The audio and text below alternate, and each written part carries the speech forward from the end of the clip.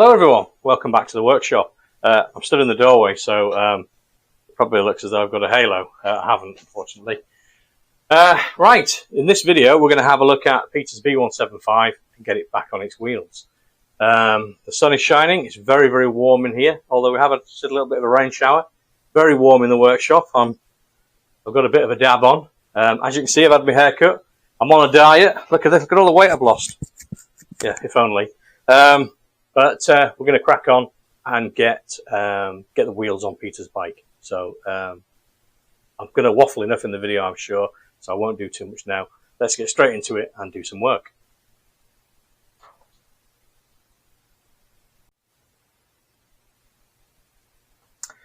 All right, make sure you can see. What we have here is the mysterious YPAC Duke-on switch. Well, we have a 21st century replica of the YPAC Duke-on switch. And it's a Duke-on switch because it's got two functions.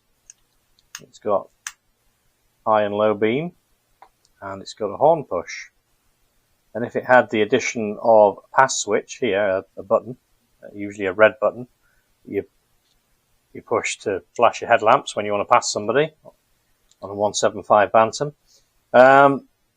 It would be a Tricon switch. So Duke-on and Tricon. There's method in it. Who'd have thought, eh? Anyway, this is a Duke-on, dual function, and it goes on the handlebar, sort of, can you see? You can, almost, just about. It goes on the handlebar this way on, and the handlebar grip goes here like this, so that you can reach the horn push with your thumb to operate it, and also it was kind of round here like this a little bit. Also the dip switch as well, you can reach it with your thumb and dip your headlamps. So that's how it fits to the bike. If you've never seen one before, you might not know. Yeah, I'm not a great fan of them, I have to say. They were used quite extensively, but they do have their misgivings. They're not the most sturdily constructed piece of equipment, but this is what the bike had when it was new. This is what it's getting, and it's brand new, so it should be okay. And yeah, it should do the job, and it'll look right as well. I don't know if you can see inside there. You can see some wires passing over the area where you would expect the handlebar to go. So you need to make sure there's enough wire pulled through the sleeving that you can push those back into the recess so that it'll sit down and not get nipped by the handlebar as it goes through. You don't want to nick the wiring and potentially earth it out against the handlebar.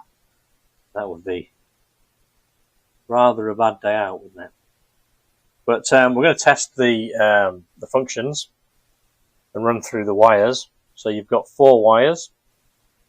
You've got your 2 wires for that go to your headlamp, one for your main beam, one for your dipped beam, and this is fairly universal for British vehicle wiring. You've got a blue with a red tracer, and you've got a blue with a white tracer, and the blue with the white tracer is the main beam. And if you think about your headlamp, the main beam is the highest of the 2 beams. So if you remember white for height, you won't forget. And then obviously red for dip. Yeah, that works, doesn't it? White for height, anyway. You won't forget that. So that's our main beam, our dip beam. Then the other 2 wires, the shorter 2, these are our feeds. Well, one's a feed, one's an earth. So the blue one is the feed for our headlamp. So the power from the wiring loom for the headlamp comes into here, and then is distributed by the dip switch to either the main or the dip beams. And this one is the earth lead for the horn. And why is it the earth lead? Well, how this switch functions when you push this button is really, really simple. It could not be any simpler, really, or any any less sophisticated, shall we say. I don't know if you'll see in there, but when I push, I don't think you see it, it's not light. Anyway, take my word for it, when I push the horn button, the little brass contact, you might be supposed to see it moving. The little brass contact pushes out, and that would push against the handlebar, because it's obviously the handlebar runs through there with very, very little clearance. So when you push on the horn push, it pushes that brass contact against the handlebar and puts this brown wire down to earth. So when you wire up your horn, you feed the horn directly on one side, so you put a positive on it from your wiring loom, and then the other side you run up to this brown wire in the headlamp, and that's where it gets its earth from. So let's test all those functions. Got my multimeter with continuity, my old Schmeat beep. That's my impression of a continuity checker. Should be on the stage really, shouldn't I? Performances like that. So let's check the Schmeat beep. We have Schmeat, and I've got some crocodile clip cables, which will check the continuity of these as well, because these were horrendously cheap. Oh gosh, I'll do it. If I can get it to, I can grip it with my fingers. Right, let's try that one. Yeah, that one's alright, so we'll leave that one connected to the red. And we'll try the green. Make sure that works. Which it does, so we're good to go. So we'll do the headlamp function first then. If I connect the positive side of the meter to the blue cable, which is our headlamp feed, simulate the feed coming into the switch. So at the moment, you see that? You can. At the moment, the switch is in the main beam position because it's furthest away. Flick it up to go onto main beam. You'd flick it down towards you to go onto dip beam. So let's do the main beam first. So if we go to the blue and white, we should get a Schmeat, which we do. So that's good. If we go to the dip beam position, we should get a Schmeat on the blue with red. Okay, so our headlamp function is working. Now if we just try the horn, so we go onto the brown cable, and then basically all we need to do is find the little brass connection inside and touch off, and then we know we've got continuity, and if that touches the headlamp, we'll get an earth through to the horn. So there we go, the Ducon switch. Explained and tested. And the only other thing to mention really is this little rubbery seal goes around the inside edge of the switch. And it's got a sort of a turret part here that the cables emerge from. You've got to make sure that that's properly, there's a little groove that holds it into this sheet metal cover. You've got to make sure that it's properly fitted when you put it onto the handlebar, and it's probably a good idea to smear a little bit of rubber lubricant, Vaseline or proprietary rubber lubricant around that before you put it onto the handlebar, because they have a terrible habit of grabbing, disappearing into the switch, and you've got to take it off again, reposition it and try again. Yeah, that can get a little bit repetitive and frustrating. So that's the only other thing really. This piece of sleeving looks like it's going to forever be coming off there and exposing the wires. So I might bond that onto the seal itself. I just bond that on there with a little bit of, I don't know, maybe a little smear of Tiger Seal or something like that, just to hold it on, keep the moisture out. Well, that's it. We're ready to fit it onto the handlebar. So that will be one of the next jobs to do. Switch the meter off because it's like a taxi. If you leave it running, it costs a fortune. Right, there you go. The Wipac Ducon switch in all its glory. Right, I've been busy. I've done a bit more. And if you're thinking it's a little bit dark in the workshop, maybe you can't notice, I don't know. one of my LED light battens right at the end decided to give up the ghost. And they're only about 4 years old, these light battens, so I would have expected them to have a longer lifespan than that, but anyway. That's the way it goes, I suppose. It's all going wrong at once at the moment. My light batten's gone, my downstairs toilet seat has broken. You probably don't need to know about that, but anyway, it has. And my dishwasher is leaking. So hopefully that's the 3, because they say things go in 3s, don't they? So let's not have any more. Anyway, back to the bike. Front wheel fitted with the mudguard and the rear mudguard fitted. So we'll have a look at those bits in a minute. Can't go any further at the rear though, because we have to have the number plate and lamp unit. If we don't have that, we can't put the rear wheel in, because you'd have to have very long, slender fingers, I think, to get up between the tyre and the mudguard to fit the nuts and bolts. So you have to do that with the wheel removed. Similarly, we have to do the wiring for the rear lamp, because that runs underneath the mudguard through some little loops that have been provided. And we're going to use slimline cable to wire that in, because these things have a habit of chafing through their wiring looms. The tyre will chafe through the wiring loom if it is allowed to dangle a little bit, or even if it isn't. And as we're fitting the slightly chunkier tyres, the trail type tyres, I think that will just make the problem worse.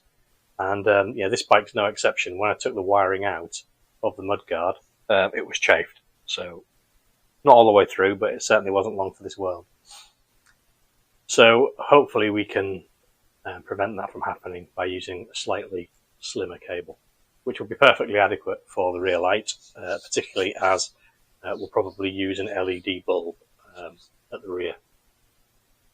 And probably at the front as well.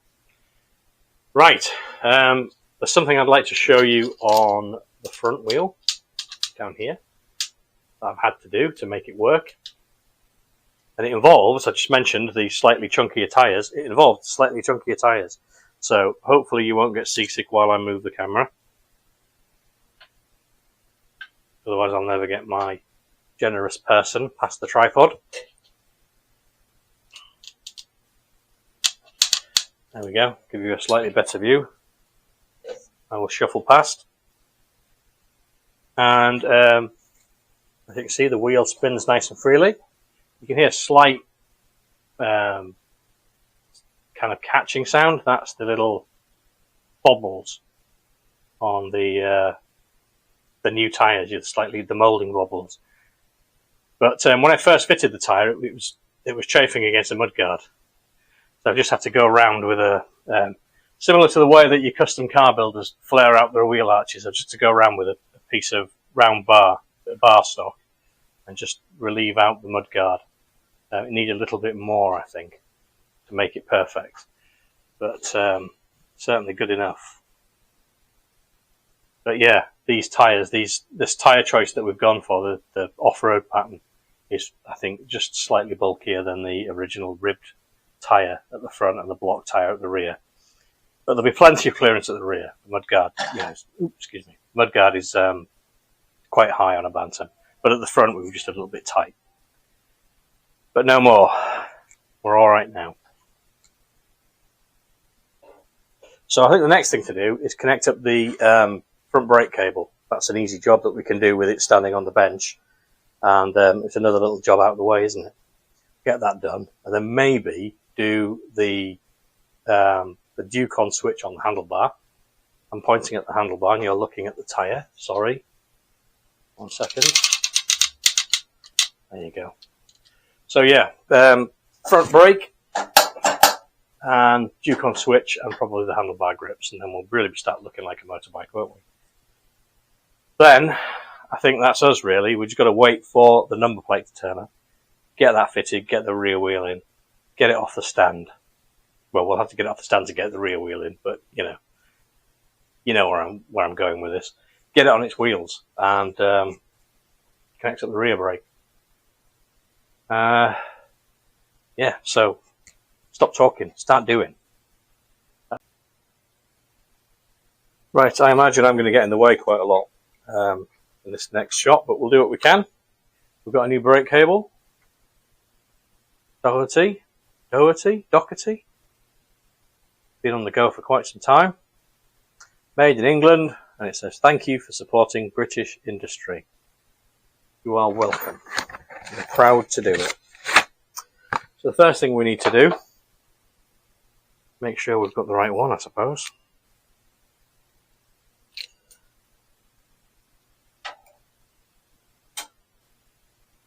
Whoop. I'm going to get in your way and come round here.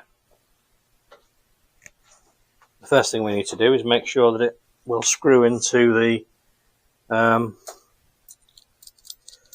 the post on the back plate. Put a little bit of oil on it. Where's the oil can? There it is. Just going to use a bit of oil in there and all over the floor. And then put a bit on the threads as well. Just to give us a fighting chance of screwing it in and not screwing it up. Right, okay. A bit of thread in there.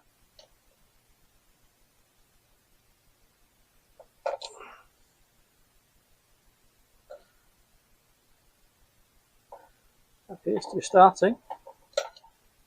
That's a good start. I think we need a spanner though.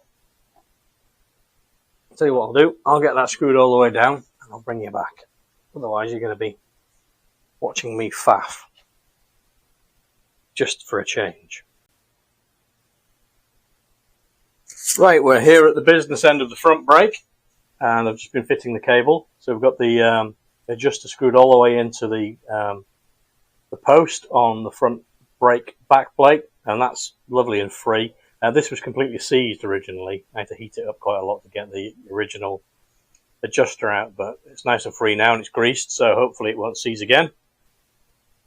And then down here I've connected up the clevis. The new clevis wasn't tapped. I think I must be tapped because I'm crawling around on the floor pointing at brakes.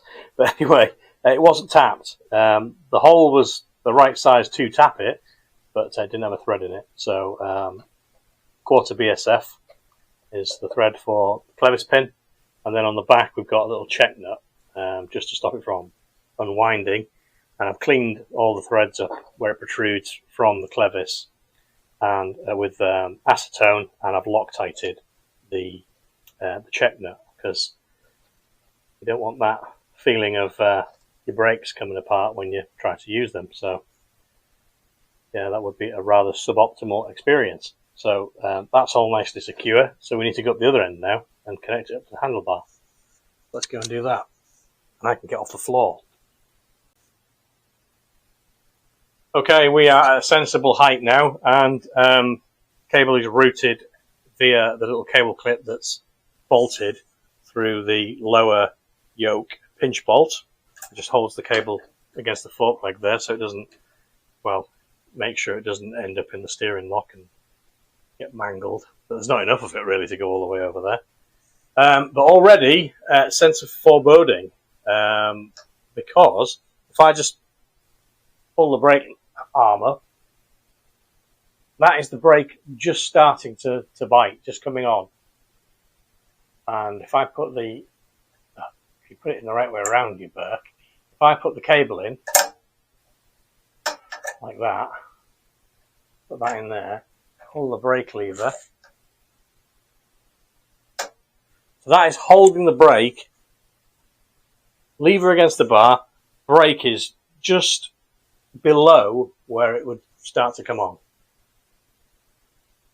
And there's, I don't know what, more than half an inch there. And I don't think that will come out with the adjuster. In fact, I'm confident that it won't come out with the adjuster. That is the brake just about to come on. That is the amount of cable we've got.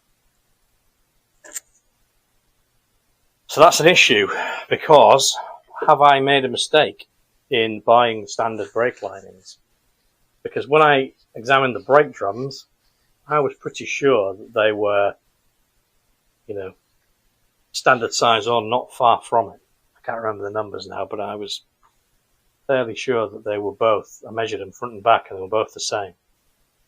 And I thought that they were spot on. So I went for standard pattern Girling brake shoes, rather than sending the shoes away and getting them relined to suit the diameter of the drum.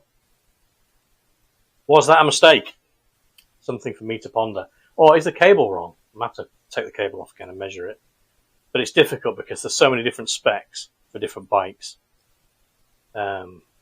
This is reputed to be the one in the parts list for the B175. Well, from the part number, but obviously it's a pattern part. So has it been made right? Do they just make them all the same and sell them under the different part numbers? I don't know the answer to that question.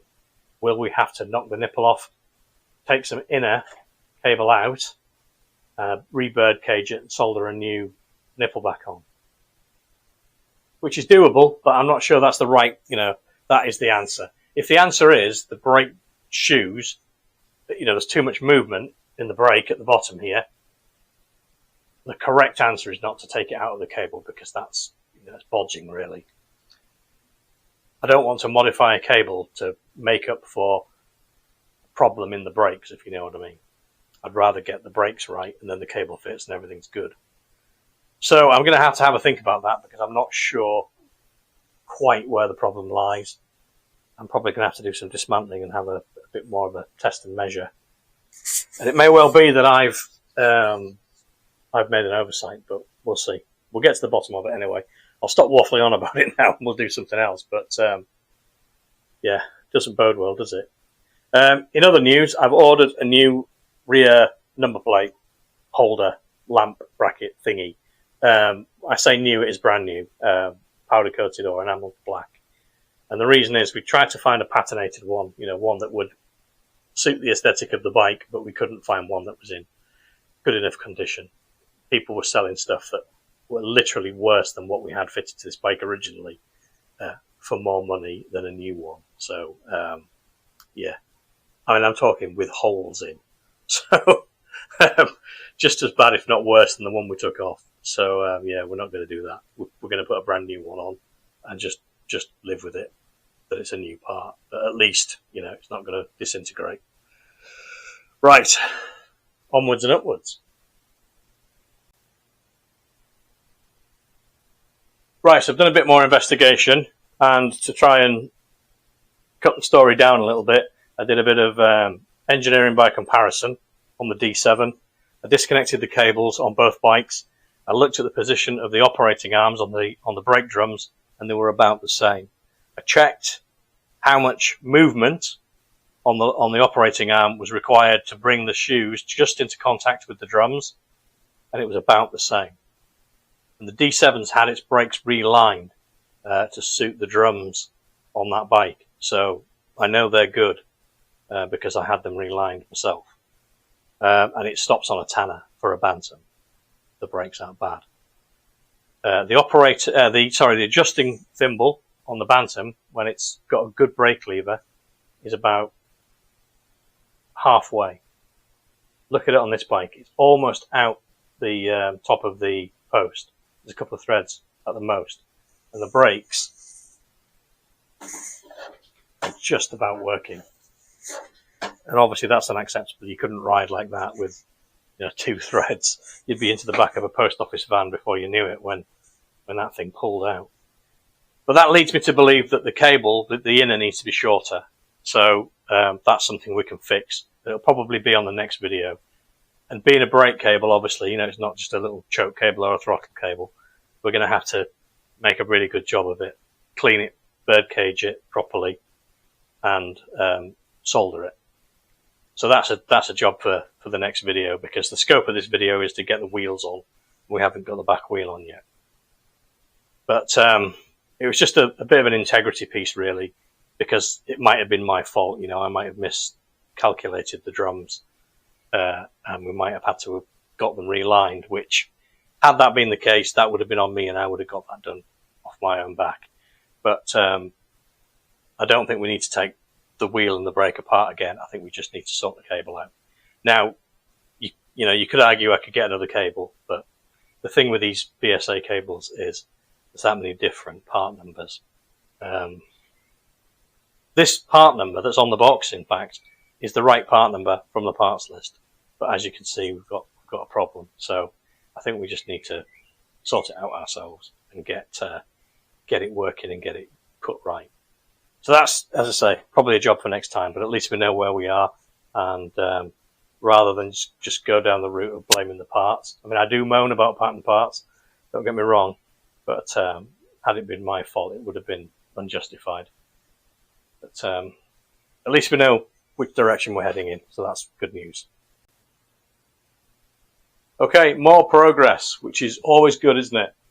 You saw the front brake cable and the front wheel fitted. Now, I've moved on a little bit from that. Not a great deal, but a little bit. Had a route through my stuff, and I found a D7 brake cable, still in the pack, brand new. Fitted that, not perfect. Still needs a little bit out of the inner to get the adjustment in the range that I want it to be in. However, it's a better length of cable for routing on the bike. Didn't like that original one we fitted. I didn't like how the bend radius was quite tight and it all looked a bit forced. So we're going to stick with this D7 cable, which almost fits but not quite. We're still going to take a little bit out of the inner. So next video there's going to be some bird caging, some soldering, all that kind of stuff. Provided I've got the right nipples, I'm going to have to order them. Anyway, we'll see. I think I have. We'll probably take it out of the bottom end, out of the clevis end. So that's that. That doesn't get it on its wheels. So fitted the number plate, that came in. What a palaver. Let's not start ranting about pattern parts. Let's not go there. So after modification, the new number plate fits. Had to alter it up here. Didn't fit at all. It came with the mounting ears completely angled up here like this. It looked like it was for a the amount of models that the package mentioned that this thing was supposed to fit, I was like, well, it can't possibly. I think it was bent for a group model. I'm not sure. Not entirely sure. However, it didn't fit this. Now it does. So I've had to modify it up here slightly. I had to open out the hole where the lamp goes, where the back of the lamp goes through, because it was just a round hole. And the back of the Y-pack lamp, there's kind of a big rubber bit, and it wouldn't go through. So anyway, you're dragging it out, Dean. I've modified it. I filed it out a little bit, smoothed it all off. Lamp now fits. So that's on. The wiring's in for the lamp, because that has to go through the mudguard on the underside before you fit the wheel. That's done. And I've used lightweight cable. There's the other end of the wiring in here. Can you see that? Not quite. Not quite, says he. Let me move you around. Anyway, here it is. There's a bit too much on it, obviously. I left plenty on so that wherever we end up terminating this, we've got plenty of wire. But it's all wrapped in the cloth wrap. So it looks nice and more than heavy enough to do the job for either an incandescent bulb or an LED bulb. And I've got an LED bulb, which I'm going to donate to the project. Here it is. So we've got a bulb. There we go. All we need is a lens now. Yeah, it should fit. The lens should fit over that. If it doesn't, well, it's no bigger than an incandescent, so it should do. Peter has the lens, so we'll have to wait until he brings that to fit that. But not a problem. We've got a bulb, and it works. So that's good. So now we're going to get it off this bench and onto the floor, onto its stand, and then get the back wheel in. And then that will be the end of this video. We won't go any further than that on this one. But it'd be great to have it on both of its wheels, and able to stand on the main stand on the floor. And then next video we'll do the brakes, front and rear. We'll do some other bits and pieces. Maybe even get the engine in the frame. I mean, it'd be a pretty short video if we just did the brakes. But we'll see. Right, let's get it on the ground. Okay, we're down at floor level because we're going to fit the rear wheel. And a couple of things to note before we fit the rear wheel. We've got the brake drum and the sprocket and the speedometer drive. You can see that fitted as a speedometer drive, and you'll notice that the brake torque arm is roughly in line with the speedometer drive.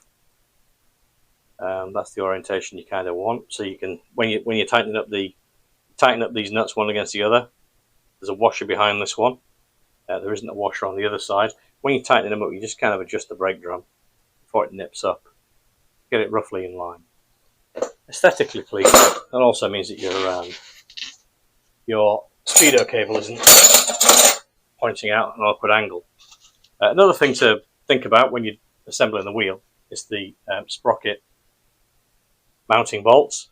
I just put a bit of grease on the threads. I don't use any locking compound or anything like that, because the last thing you want is for these things to freeze or get stuck into the hub, because it's very flimsy. I mean, it's adequate for the job, but I've seen these broken where the bolt goes into the hub. I've seen them broken out because it's a casting, and you have to braze them to repair them. So that's the last thing you want. You don't need to go mad tightening them. Just screw them down until they seat, and then, you know, give them a little nip. They've got a spring washer, so it shouldn't be going anywhere. So we can put the wheel in now. So make sure that you can see. Move your back a little bit. I'm probably going to get in the way. It's just the nature of the job. But, try and keep my arms out of the way. Watch the brake operating rod. So we'll get that in there like that. Brake torque arm goes behind the bracket that's fitted to the swinging arm. I've seen these in some unusual configurations. This is kind of like one continuous band of metal bent around, and so at the lower end you've got the two ends basically coming together. And I've seen these kind of wedged in between the two free ends, and yeah, it doesn't go like that. The torque arm off the brake drum goes behind this bracket. So if yours isn't like that, then someone's been fiddling around. So this is secured with a bolt. There's a washer goes behind, and just give it a bit of jiggle to get it in. There we go. Washer goes behind because it's slotted at the back, and then a nut. And we won't do it up tight because there's no need to. We're going to adjust the chain when we get the engine in, so all of this needs to be able to move. Just get that started. It's a bit tight to get in there.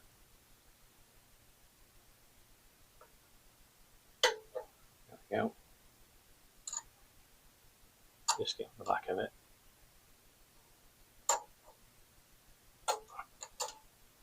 So if you go in with the thread, there we go. Okay, just get that started.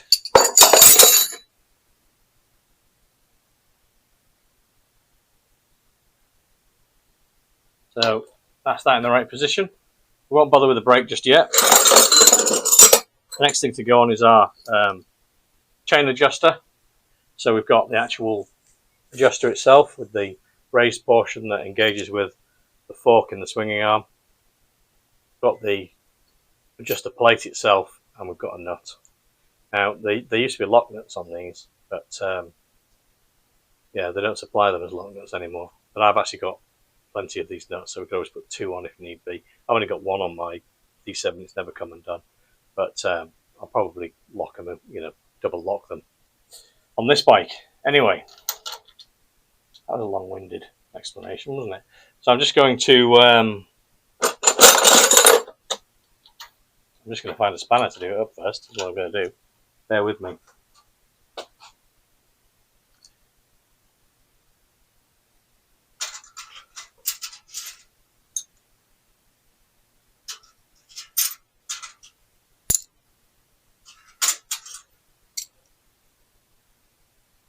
There we go. Put that on there. Like I say, nothing's going to get tightened up. Finally, it's just going to be held together so that it doesn't fall apart. And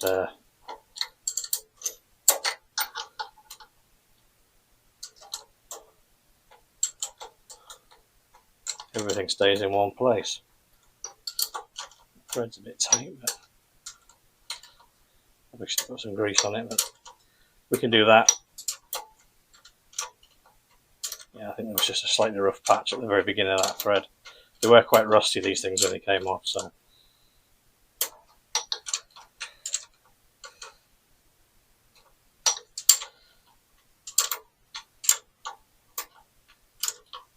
It should be fine.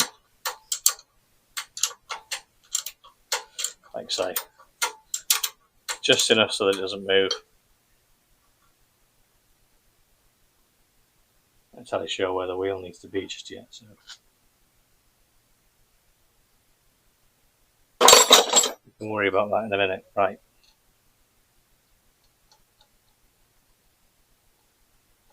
Okay. Our axle nut on. Do the same on the other side.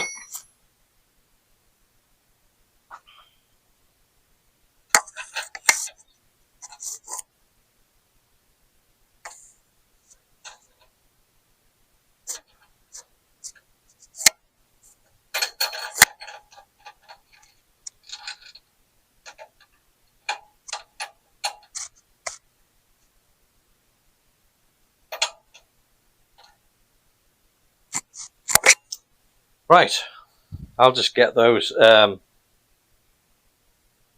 wound down into a sort of a roughly central position, and then we'll nip up the axle nuts, and we might as well connect the brake while we're here.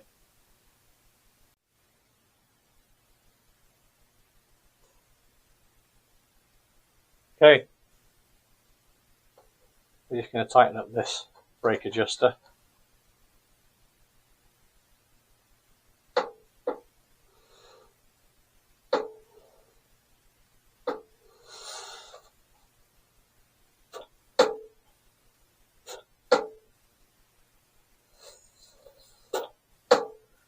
Do us, I think, for now.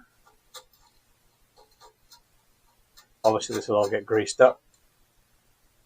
It'll have to be adjusted again before we send it out at the workshop, because we'll be messing around adjusting the chain. So, but we've got a brake. So we've got both wheels fitted, albeit the rear one needs adjustment when we fit the engine and the drive chain, but we've now got a bike that we can roll around and put on and off the stand, which is always a good thing. So I'll move you up and get you a bit of an overview before we close out the.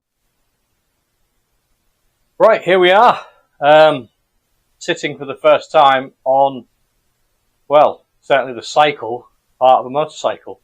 And yeah, I'm really pleased. It's gone well so far. Let me just move this phone out of the way. I'm controlling the camera through the magic of cellular technology.